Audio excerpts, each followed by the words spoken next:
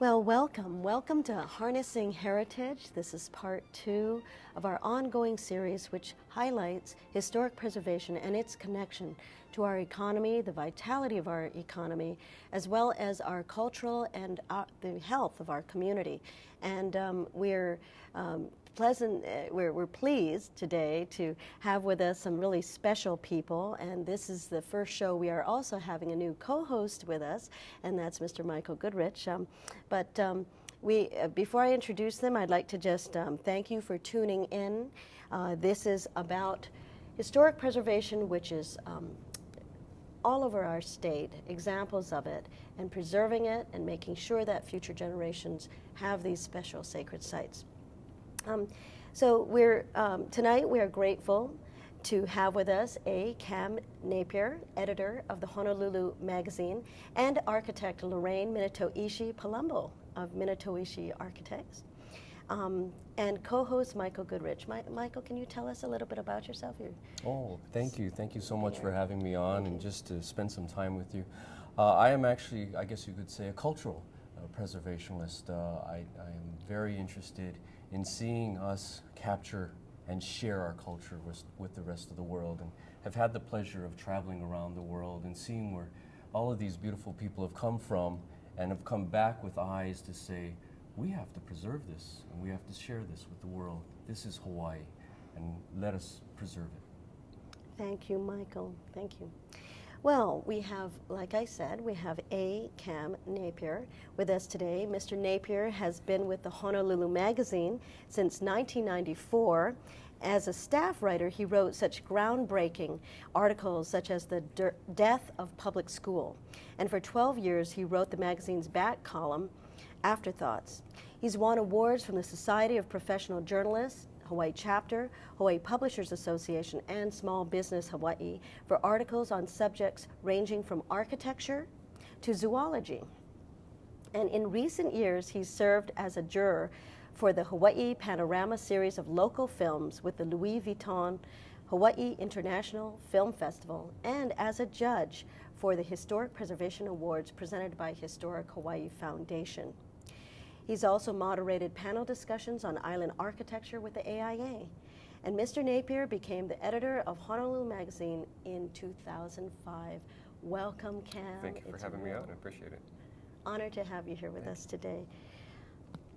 We are also so grateful that Lorraine Minatoishi Palumbo was able to join us today. She is the president of Minatoishi Architects, a small firm that specializes in historic preservation, Japanese architecture, and high-end residential projects. She has placed several structures on the historic registry and specializes in mindful restoration and renovation projects of historic homes. She is a board member of Historic Hawaii and holds a Ph.D. in the field of architectural history from the prestigious Waseda University in Tokyo, and is fluent in Japanese. Born and raised in Hawaii, Dr. Minatoishi has a passion of highlighting Hawaii's culture and history throughout her architectural designs, her writings, and speaking. Dr. Minatoishi, a doctoral thesis, was fitting, a study that combined both the understanding of Japanese and local architecture and culture, Japanese temples, architecture of Hawaii. Her community service has included advocacy to save the Nu'uanu Pagoda from demolition, and she has also placed the pagoda on the National Historic Registry in 2003. Dr. Minatoishi is currently working on a book and a documentary on the subject of Japanese temples in Hawaii, and has planned to complete this in 2010.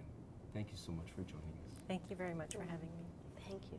Cam, you're the editor of one of Hawaii's oldest, most well-regarded and beloved publications, of course, Honolulu magazine. And for a little more than a century, Paradise of Pacific promoted local business and tourism to the world outside of Hawaii. That's how it started, right? And in 1966, Paradise of the Pacific became Honolulu magazine, and no longer would be the magazine that is Hawaii's ambassador to the outside world, but instead became a magazine by and for the people of our islands. one of my favorite issues of Honolulu Magazine is the one that features Hawaii's most endangered places. Really the only publication, I think, to come out with this, and the leader in that. Could you tell us a little more about I'd that? be happy to talk about that. The list of endangered historic places is actually something that belongs to Historic Hawaii Foundation, and we're really proud to be their partner in this project. They have the expertise of historic preservation and the contacts statewide to help identify which places are most in need of preservation. And then our area of expertise is the storytelling to just raise awareness with our readers of what these places are, the threats that they face, and what can be done to save them. And so coming up this November will be our 5th installment. And people who are interested in the subject, keep an eye on our website, honolulumagazine.com, or the magazine this summer, because there will be a call for submissions this summer from Historic Hawaii Foundation. If there's a historic place that you're concerned about yourself, you will be able to let the foundation know about it, and then it all goes into a process where we take a look at all the buildings under consideration and come up with a list. And we always try to have a range of functions that the structures have had, so that there are things from the industrial plantation heritage, or things that have a spiritual connection. Some of the buildings on the most recent list in November include the IBM building, which is a post-war modernist piece of architecture by Ossipoff. And then there's also the Native Hawaiian Awai of Nuuanu, which that's an irrigation system that was built by hand. People would just line these tiny trenches with hand-cut stones to irrigate the taro patches. Now it's something that literally runs through people's backyards, and the individual property owners need to have the awareness of what they have in their yard and how to take care of it, because that is a legacy in the built environment of a certain way of life. That's right.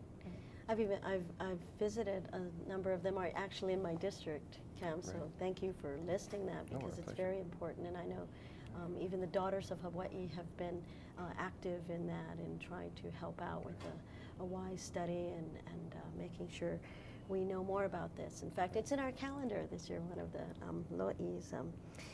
So how long? It's been 5 years now? The 5th one will be coming up this November. Very good. And each structure can only go on once. I noticed the natatorium has been in the headlines a lot recently, and that was actually a property or a site that we put on the cover the very first year that we ran this feature. And it's been almost 5 years now since that was on the list of endangered historic places, and still endangered, I guess. Very endangered this year. And this is going to be a subject for a future show of yours coming up. That's right, that's right.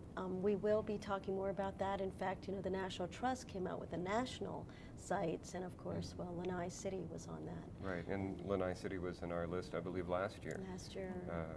And that's an interesting way to think about it. Historic preservation is not always just a single specific building. It can be an entire landscape, a cultural landscape. It can be an entire community. Lanai City is a very organic, almost frozen in time, small town community. So it's the whole city in totality that we would like to see preserved.